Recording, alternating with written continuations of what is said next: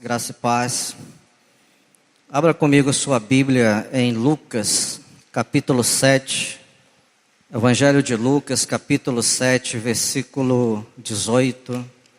Diz assim a palavra do Senhor: Todas estas coisas foram referidas a João pelos seus discípulos, e João, chamando dois deles, enviou-os ao Senhor para perguntar: És tu aquele que estava para vir, ou havemos de esperar outro?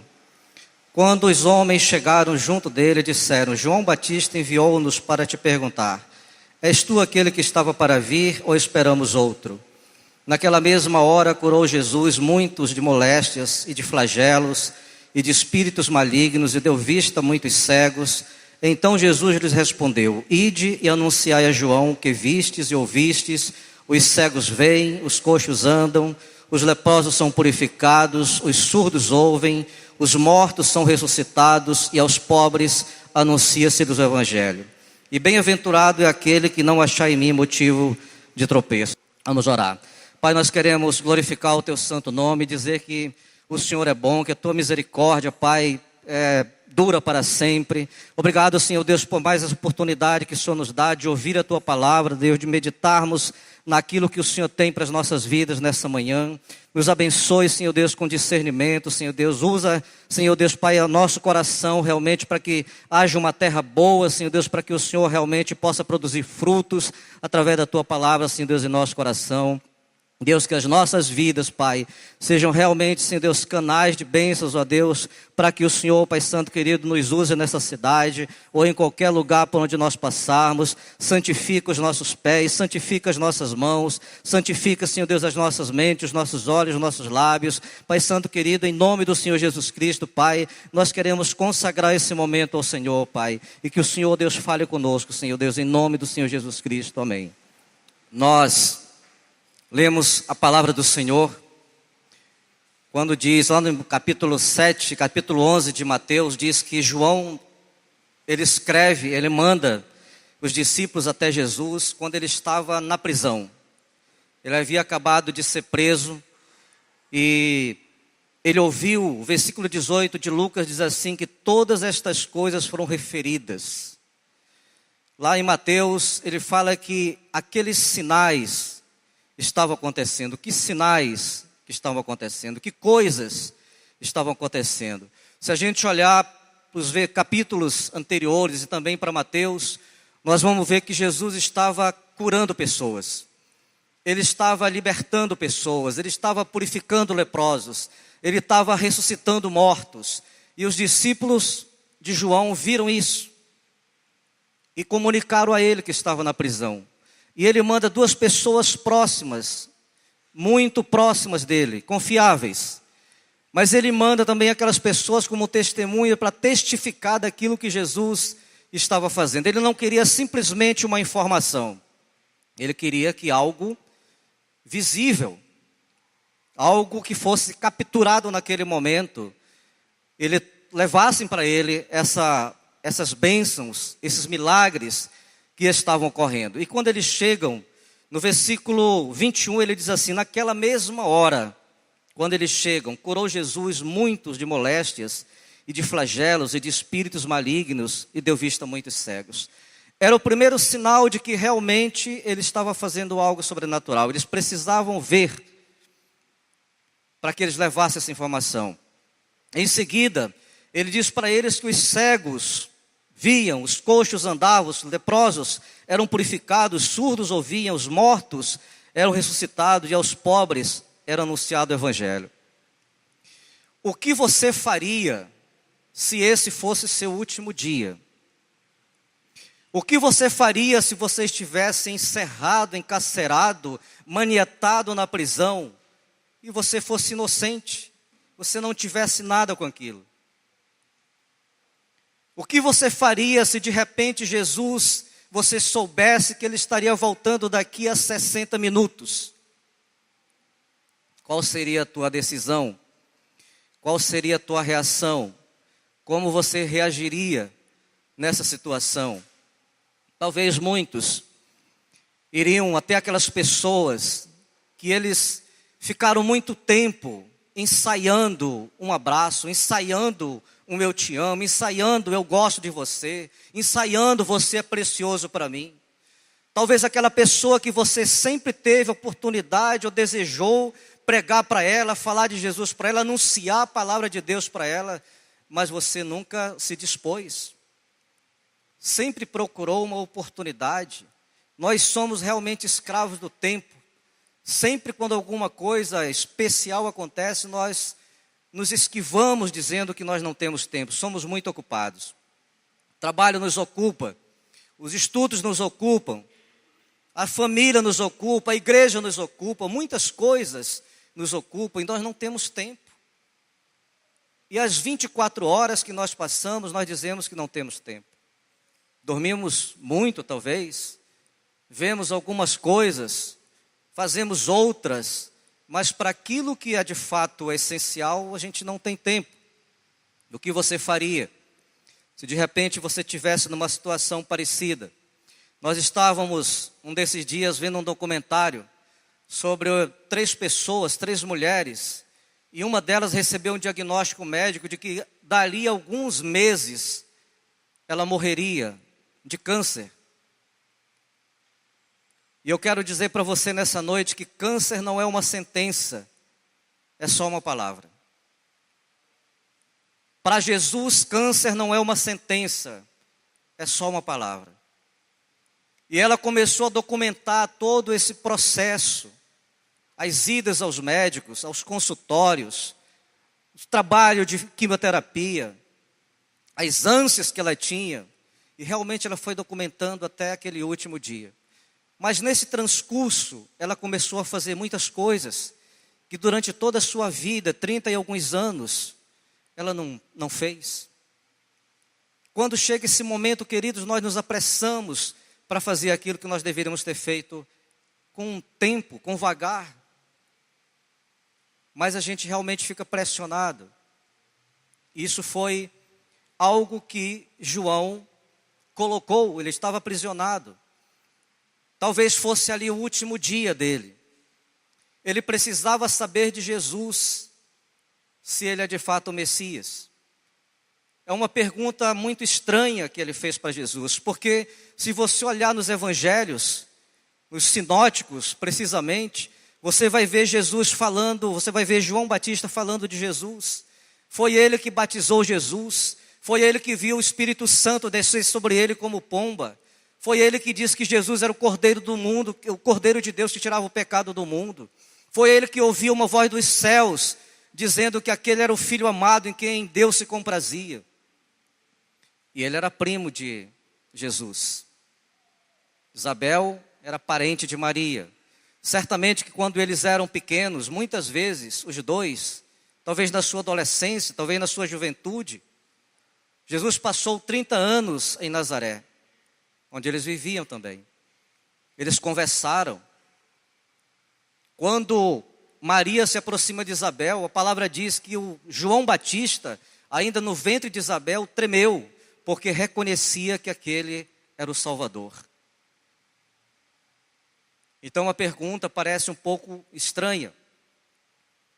Vai lá e pergunta para ele se ele é o Cristo, se ele é o Messias que nós esperamos. Ou nós havemos de esperar, continuar esperando. Talvez muitos de nós, queridos, tenha essa pergunta no nosso coração. Talvez no momento de aflição, no momento de pressão, no momento de angústia, no momento de dúvida, a gente vai até uma pessoa e pergunta alguma coisa. Mas nós vemos algo assim muito particular na palavra de Deus, nos evangelhos.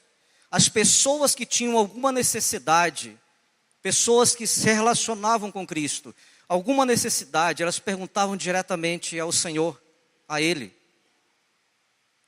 Muitas vezes nós vemos as pessoas, discípulos, pessoas próximas perguntando para Ele alguma coisa. Qual é o caminho? Para quem iremos? De fato, foi você mesmo que ressurgiu? Deixa eu tocar em você para ver se é você mesmo.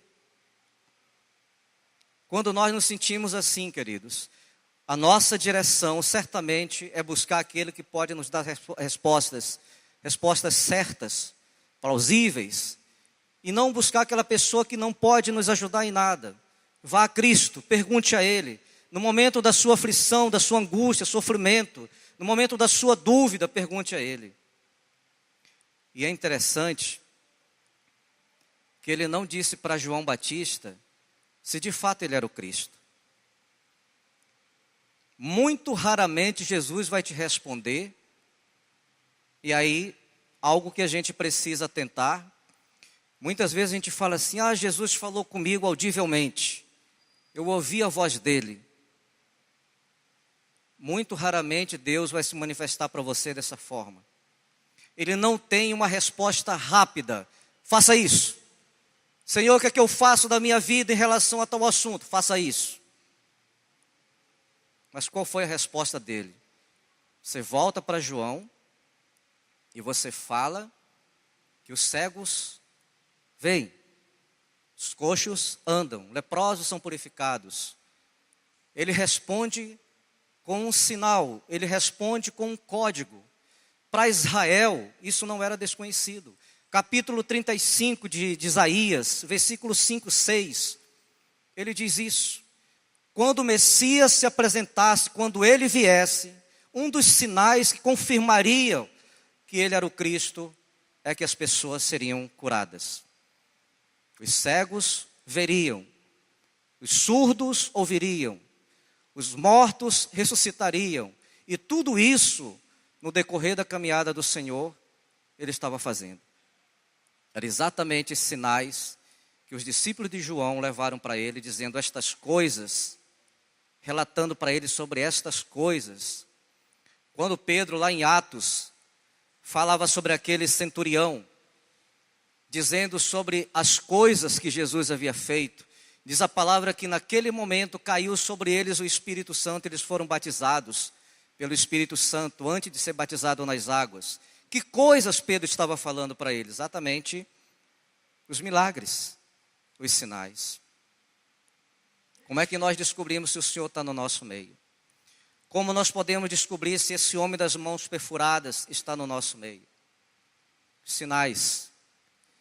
Estava lembrando que no segundo Geração Viva, aqui próximo no colégio, próximo ali à casa da sogra, do sogro da Solange, pai do Massinho, naquele colégio, nós estávamos fazendo ali a segunda Geração Viva, e o louvor estava acontecendo lá, e de repente um senhor lá no meio do auditório começa a pular, um senhor de idade, e de repente o pastor Marcos manda parar e vai lá ver o que havia acontecido. E aquele senhor durante muitos anos era surdo. Ele recobrou a audição naquele momento. E ele estava pulando de alegria. O homem das mãos perfuradas estava naquele lugar. O evangelho estava sendo anunciado naquele lugar. Os milagres aconteciam naquele lugar. Também no Geração Viva, lá na Zave, quando o pessoal estava ministrando lá, um pastor, não lembro quem, mas quando estava ministrando, de repente aparece um menino, uma criança, e no meio ali pede para alguém orar pela mãe dele, que estava enferma durante muitos dias, meses. E também o pessoal para e ora para aquele menino. A mãe morava ali no Morro do Pintinho, próximo à Zave. E ela estava acamada fazia vários meses. Ela não comia, a alimentação dela era biscoito com café. Estava esquelética, possuída de muitos traumas. E mais uma vez, a palavra do Senhor chega naquela casa e transforma aquela vida. Muitos conheceram Andresa, muitos conviveram com ela aqui. A família não dava nada para ela, a família realmente não acreditava nela.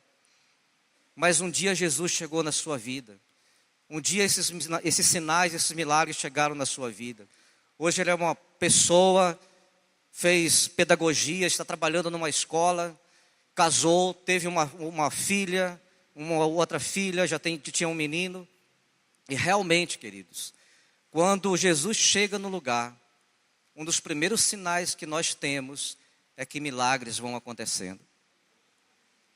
É um sinal de que Deus se faz presente. Essa era uma demanda que eles precisavam ver. Uma outra coisa interessante talvez quando João mandou falar isso para Jesus, mandou os discípulos até Jesus, ele estava temendo. Alguns comentaristas dizem que ele, como os outros israelitas, esperavam um general, esperavam um rei que fosse guerrear por eles, esperavam alguém que fosse libertar eles. Mas eu creio realmente que João estava querendo uma resposta de Jesus, para que ele continuasse a fazer aquilo que ele tinha sido chamado para fazer. Preparar os caminhos do Senhor. Lá atrás, ele havia confrontado aquela geração, aquelas classes sociais, ele havia confrontado os religiosos da época, a igreja da época, ele havia realmente confrontado o pecado, ele havia feito o batismo de arrependimento. Estava preso. Ele precisava de um alento, ele precisava de uma palavra de ordem. E Jesus fala assim para ele: olha, João, você não te preocupa com isso. Você faz aquilo que você tem que fazer. João, o teu esforço não é em vão, João. Tudo aquilo que você fez durante esses anos todos não vai ser jogado por terra. Não te preocupa com isso. Vai em frente. Faz aquilo que você tem que fazer. E é interessante, queridos, que em muitos momentos nossos, a gente pensa tornar atrás, diante de uma adversidade, diante de um problema, diante de uma circunstância, diante de uma pressão, diante de uma perseguição, nós pensamos voltar atrás. Talvez ele pensasse que tudo que ele tinha feito não era significativo. Talvez até ele pensasse assim: será que você é o homem do qual eu falei durante a minha vida toda? Lá no Evangelho de João, capítulo 1, quando Jesus aparece para ele para ser batizado, ele fala: aquele é o homem de quem eu preguei a vida toda, o homem dos meus sonhos. Passei a vida toda pregando sobre esse homem. Talvez ele pensasse: será que eu preguei, será que eu falei sobre essa pessoa que não é ela? Quem sabe você já teve esse sentimento de que você fala de Jesus e a sua vida não tem acontecido nada, e você começa a achar que esse homem não é aquela pessoa da qual você realmente deveria crer, aceitar. Passava muitas coisas na cabeça dele. Mas Jesus, ele manda confortar: olha, João, não te preocupa com isso. Abacuque, capítulo 2, 3, ele diz que você fica tranquilo. Você fica esperando. Essa promessa, ela não vai tardar. Ela vai surgir. Espera só um pouquinho, daqui mais uns dias, você vai ter essa confirmação. Aquele que prometeu virá, ele não tarda. Jesus manda falar isso para ele: olha, não esquenta com isso. Não esquenta com isso. Faz aquilo que você tem que fazer. Aquilo que o Senhor nos comissiona para fazer. Aquilo que o Senhor nos chama para fazer. Não adianta a gente terceirizar, não adianta a gente transferir. Caso de Jonas, por exemplo, Deus chamou ele para pregar em Nínive. Ele tentou fugir. Moisés, muitas vezes tentou falar que não era ele. Jeremias, muitas vezes tentou falar que não era ele. Mas cada vez que eles falavam que não era eles, Deus, tinha mais convicção de que eles eram a pessoa certa para fazer aquilo que Deus havia comissionado. Talvez você diga assim: não, Senhor, o Senhor pode mandar outro, não sou eu. Eu não sou capaz, eu não posso. Eu não tenho ainda informação suficiente. Mas é Deus que vai fazer através de você. Você só precisa ir. O que você precisa fazer, queridos? Às vezes nós temos a ideia que precisamos fazer muitas coisas, mas uma coisa só é necessária: palavra de Deus. Toda vez que você usa a palavra de Deus, ainda em Lucas, conta a história daquele homem que era paralítico, que não podia chegar naquele lugar onde Jesus estava. Havia muitas pessoas, a igreja, os fariseus, os saduceus, os religiosos da época estavam naquele lugar, fechando aquela passagem para aquele paralítico. 4 amigos pegam ele e descem ele pelo telhado. E ele é colocado no meio, na frente de Jesus. E a palavra diz que naquele momento Jesus ensinava. E diz assim também que enquanto Jesus ensinava, o poder de Deus para curar estava sobre ele. Enquanto César você ensina, enquanto Márcio você ensina, o poder de Deus está sobre você.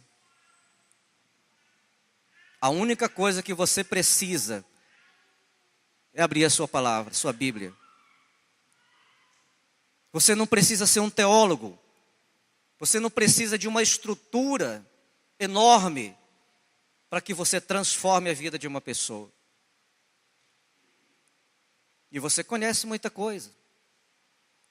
Se você não souber nada, você sabe João 3,16, ministra isso.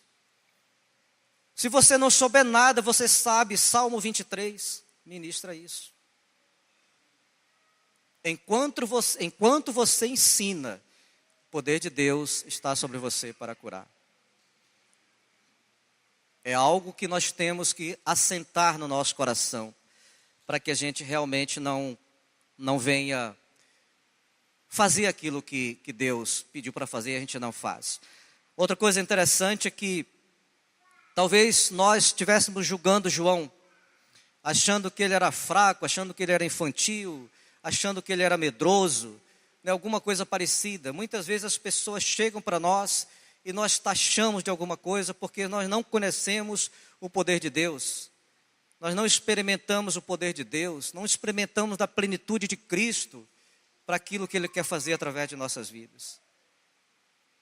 Não cabe em nós achar que uma pessoa pode ou não, se a outra é mais sábia ou não. O poder de Deus está sobre todos. O Espírito Santo de Deus está sobre todos. É uma realidade, apenas que Ele precisa de alguém que faça aquilo que Ele precisa fazer. Quando Jesus, Ele sai de Nazaré, guarda isso no teu coração. Ele passa por várias cidades, Corazim, Betsaida, Cafarnaum, Sicar, Betânia. Ele vai em direção a Jerusalém. Mas nesse transcurso, nesse caminho, os milagres vão acontecendo. Multiplicações, curas, ressuscitamento, né? Leprosos purificados, pessoas de fluxo de sangue sendo curadas. Muitas coisas foram acontecendo nesse trajeto até Jerusalém. Jerusalém é formada de dois termos: hiero, provisão de Deus; salém, paz. Aquele homem chamado Jesus, ele ia para uma cidade onde havia provisão de Deus e havia paz para aquelas pessoas que estavam aguardando ali. Seu destino era Jerusalém. Seu destino era cumprir aquilo que o Pai havia lhe pedido, a cruz. Muito importante para nós que Jesus, quando fez esses sinais, esses milagres que foram relatados a João, ele não tinha ido para a cruz, ele estava a caminho dela. Nós caminhamos também para uma Jerusalém, não é mais a física, mas uma Jerusalém celestial. E nessa caminhada, nesse transcurso, até chegarmos lá, nós vamos fazendo aquilo que o Senhor tem nos pedido para fazer. Edificando pessoas, transformando pessoas, mudando a história de famílias, mudando a história de bairros, mudando a história de nações, mudando a história de cidades, vendo realmente assim os milagres e participando desses milagres de Deus. Nós não podemos, queridos, recuar nisso. Foi para isso que nós fomos chamados. Como diz o pastor Marcos, se fôssemos para ser apenas salvos, o Senhor nos salvaria e nos arrebataria, nos levaria para os céus. Mas Ele quer que nós façamos muito mais coisa do que isso. Ele quer que façamos muito mais além da nossa salvação, vivamos muito mais além da nossa salvação. Ele quer filhos. Ele quer casa espiritual. E nós fomos chamados para isso, para edificar casa espiritual para Deus habitar. Talvez a estrutura que nós temos aqui é muito boa. Vamos ter daqui um tempo mais na frente. Mas isso não leva ninguém para os céus. Isso aqui é simplesmente uma forma de a gente trazer pessoas para que a gente possa levá-las para os céus. Um instrumento para isso. Os nossos cultos Os nossos discipulados, as nossas células, as nossas reuniões, isso também um dia acaba. Mas o que vai permanecer são as vidas que você edificou nesse transcurso da sua cidade para Jerusalém. E sei que aqui existem pessoas de muitas cidades. Eu vim de Boa Vista, lá em Roraima. Estou a caminho de Jerusalém. E nessa caminhada, nós temos que atender o chamado do Senhor. E foi para todos. Jesus mandou dizer para João assim, e fala para você também: João, apesar de todas as dificuldades, reprovações, perseguições, frustrações, decepções, aflições, desânimos, João, permaneça firme. Permaneça firme. Os dias passam. A palavra diz que o choro dura uma noite inteira, mas a alegria vem pela manhã. A palavra diz que a misericórdia do Senhor se renova a cada dia. A palavra do Senhor diz que as bênçãos de ontem não são as mesmas de hoje, porque esse dia traz as suas novidades. Elas não são cumulativas. O que aconteceu ontem, aconteceu ontem. Hoje é diferente. A palavra diz que você precisa viver esse dia de hoje. Se hoje ouvides a voz, sua voz, não endureça o seu coração. É hoje. Talvez amanhã não seja mais necessário. Por isso que nós temos uma necessidade muito grande de aproveitar oportunidades. Muitas vezes eu não serei responsável por aquelas pessoas que a Thalita conhece, aquelas pessoas que a Josi conhece, aquelas pessoas que a Solange, que o Massinho conhece. Mas eu sou responsável por aquelas pessoas que eu conheço, aquelas pessoas que fazem parte do meu relacionamento.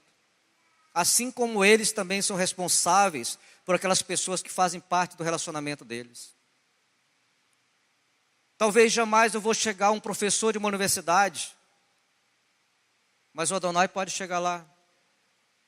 A Cristiane pode chegar lá, Josiel pode chegar lá, aproveitar essa oportunidade. Os estudantes podem chegar. E as oportunidades, querido, elas se mostram a cada dia. Nós temos que aproveitar isso e atender esse chamado. Versículo 23, ainda de Lucas 7,18. Ele diz o seguinte: e bem-aventurado é aquele que não achar em mim motivo de tropeço. Os judeus, eles acharam motivo de tropeço, de escândalo em Cristo. Eles começaram a ver a família de onde ele tinha vindo. Eles começaram a ver a casa onde ele viveu. Eles começaram a ver a cidade onde ele morou. Eles começaram de fato a ver que tipo de discípulos ele tinha. E se você olhar para essas pessoas, as mais improváveis, pessoas sem culturas, pessoas semi-analfabetas, pessoas que não tinham nada realmente para aquela igreja da época, publicanos, pecadores, prostitutas. Não era isso que eles esperavam, eles escandalizaram Jesus. Pode ser que esse não seja o Messias que nós esperamos. O Messias, a doutrina dele não falaria de misericórdia, não falaria de paz, não falaria de compaixão. Enquanto Jesus falava de amor, eles falavam de guerra. Enquanto Jesus falava de compaixão, eles falavam de apedrejar. Não era o Messias. Nós não reconhecemos essa figura. Não pode ser ele. Talvez, queridos, você se escandalizasse, como os discípulos de João também se escandalizaram em Jesus. Diz que Natanael, ele era um discípulo de João. E quando ele é apresentado a Jesus, ele fala assim: por acaso pode vir Nazaré alguma coisa boa? Mas qual foi a resposta de Jesus? Eis aí um verdadeiro israelita em quem não há dolo. Qual tem sido a sua resposta para Deus? Diante de uma afronta? Retrucar? Devolver na mesma moeda? Não é. Você foi chamado para paz. Você foi chamado para juntar. Você foi chamado realmente para edificar. Mais tarde, segundo os comentaristas, ele se torna discípulo de Jesus, Bartolomeu. Reconheceu em Cristo que ele era de fato o Messias. Os discípulos de Jesus também se escandalizaram nele. Senhor, qual é o caminho? O Senhor tem falado tantas vezes sobre para onde nós vamos, mas qual é o caminho? Tomé. Eu sou o caminho, a verdade e a vida, Tomé. Filipe, Senhor, mostra-nos o Pai. O Senhor tem falado do Pai, o Senhor tem falado do reino, mas nós não temos percebido, não temos visto o reino, nem o Pai. Filipe, há tanto tempo você está comigo e você não vê o Pai? E se Jesus aparecesse para você, queridos, hoje, como você veria Ele? Alguns anos, era menino ainda e faz muitos anos, né, irmã Beth? Faz muitos anos, era garoto. Teve um homem, um escritor chamado Neymar de Barros. Alguém já ouviu falar? Escreveu um livro chamado Deus Negro. Foi uma paulada. Quase que eles pegam ele, quase que eles matam ele. Eles não concebiam. A igreja não concebia que ele fosse uma pessoa trigueira, morena. Um dia na nossa célula nós temos 3 adolescentes que não vêm à igreja ainda. E a gente perguntando numa das pregações lá, numa das vezes que a gente estava anunciando a palavra, como é que eles viam Jesus? A resposta dos 3 foi imediata. Loiro, olhos azuis, cabelos encaracolados, branco. Essa é a concepção, queridos. Como você vê Jesus? O que você faria se você se encontrasse com Ele hoje? Se Ele se apresentasse para você? Você pediria, Senhor, mostra as tuas mãos para ver se é você mesmo. Senhor, eu quero ver a tua ilharga se está furada. Senhor, eu quero ver teus pés.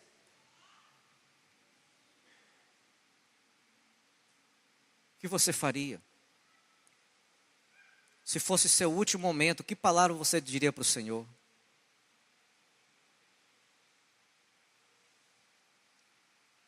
É interessante que muitas vezes nós também temos sentimentos que eles tiveram. Mas Ele tem uma palavra para a gente, Ele tem uma palavra de bênção, tem uma palavra de vitória. Mesmo que você não perceba, assim como era naquela época quando Ele esteve no nosso meio. As pessoas não percebiam, Ele era tão comum, como diz a palavra, o cântico da pastora Luciene, Jesus de Nazaré, era tão comum, muito parecido com os outros. Para identificar quem era Jesus, foi preciso chegar muito próximo dele e tocá-lo, porque ele era muito parecido com os outros. Os discípulos eram muito parecidos com ele. Você se parece com ele? Quando aquela escrava olha para Pedro, ela fala assim, olha, você é igual a eles. Você fala como eles, você se veste como eles, você anda como eles. Já viram o discípulo do Edir Macedo? Já viram? Já ouviram? Quando ele está falando lá, sol, se a gente não estiver em frente ao televisor, nós vamos falar o Edir Macedo, e não é. É um discípulo dele. Da mesma forma, a gente vai vendo realmente as pessoas se identificando. Eles eram parecidos, andavam muito parecidos, vestiam muito parecidos, falavam muito parecido. As ações eram muito parecidas. Você se parece com ele? eu me pareço com Ele. Ele deixou isso para a gente. Você se escandaliza também nele? Como eles se escandalizaram também? Talvez você diga assim, então ele é uma pedra de tropeço para mim. Eu não posso fazer tal coisa porque Jesus não se agradaria disso. Eu gostaria muito de ir em tal lugar, eu gostaria muito de usar tal roupa, eu gostaria muito de fazer tal situação, participar de tal situação, mas eu não vou porque Jesus não gostaria. Você se escandaliza nele. Se não fosse ele, você faria.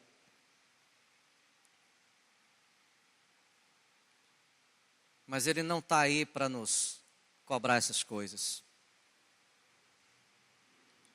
Ele está aí realmente para ter misericórdia, ter compaixão. Ele quer um povo que ame de fato. Um povo que venha para as reuniões, para o culto de celebração, para buscá-lo, para adorá-lo, para se lançar, realmente para glorificar Ele. Um povo que saia por essa cidade e onde ela estiver, que ela abra a sua palavra e mencione Ele como Salvador. Tem uma pessoa doente, olhe por ela. É um mandamento dele, quando você chegar numa casa, tiver um enfermo, cure. Se eles precisarem de algo, supra. Mas não saia de lá sem apresentar Jesus. Porque, mais uma vez, queridos, nós fomos comissionados para edificar casa espiritual para Deus habitar. Esse é o único objetivo. No dia que o Senhor voltar, e nós esperamos que Ele volte em breve, no dia que o Senhor voltar, nós não precisamos mais dessa estrutura que nós temos. Os discipulados acabaram. As células não precisam mais. As reuniões não precisam mais. Os cultos não têm mais necessidade. Ele voltou. Eu gosto muito de falar de pessoas presentes. Luciana. Conheci Luciana no encontro. Muito difícil, Luciana. Algumas vezes ela se inscreveu, pelo menos 2 vezes se inscreveu para o Nova Criatura, não conseguiu terminar, dada uma enfermidade emocional. Mas eu me alegrei no dia que vi ela dirigindo, chegando aqui. Me alegro quando ela vem para o culto das mulheres, quando vem para as reuniões. Sabe por que eu me alegro, queridos? Porque eu vejo aí realmente o Evangelho sendo anunciado para as pessoas que precisam. Nós só precisamos crer. Tantas outras pessoas, Eliane. Cadê Eliane? Está por aí? Está aí, Eliane? Saiu? Saiu? É uma menina, uma senhora, jovem senhora que está vindo aqui no bazar também ajudar. E ela tem tido uma experiência com Deus. Solange, outra pessoa que tem vindo aí também, que não é essa Solange que está aqui, mas tem tido experiências com Deus. E vai mudando. A casa da Thalita, que está aqui presente, que é a nossa discípula. Quando nós fomos na casa da Thalita a primeira vez, a irmã dela, que foi a porta de entrada do Evangelho, era uma pessoa emocionalmente fragilizada. Mas era. Tem pouco mais de 2 anos que a Thaís está com o Senhor, que Thalita veio para o Senhor, que a mãe veio para o Senhor, que o pai está chegando ao Senhor, que a família da Thalita está chegando ao Senhor, que a família do pai dela, da mãe dela também estão ouvindo o Evangelho. É isso que Deus quer que nós façamos. Aproveite a oportunidade. Quando ela surgir, agarre. É uma vida muito preciosa para Deus, queridos, amém? Que Deus nos abençoe, que Deus realmente assim esteja falando ao nosso coração, esteja nos levando para lugares em que Ele tem preparado para nós, né? Que essa igreja realmente se imbua disso, que ela caminhe nesse sentido, que ela tenha o seu coração em estar anunciando a palavra de Deus por onde ela passar. E assim nós vamos adentrando essa cidade, adentrando os becos, os valados, as ruas, adentrando os morros, adentrando todos os locais nessa cidade com o Evangelho do Senhor.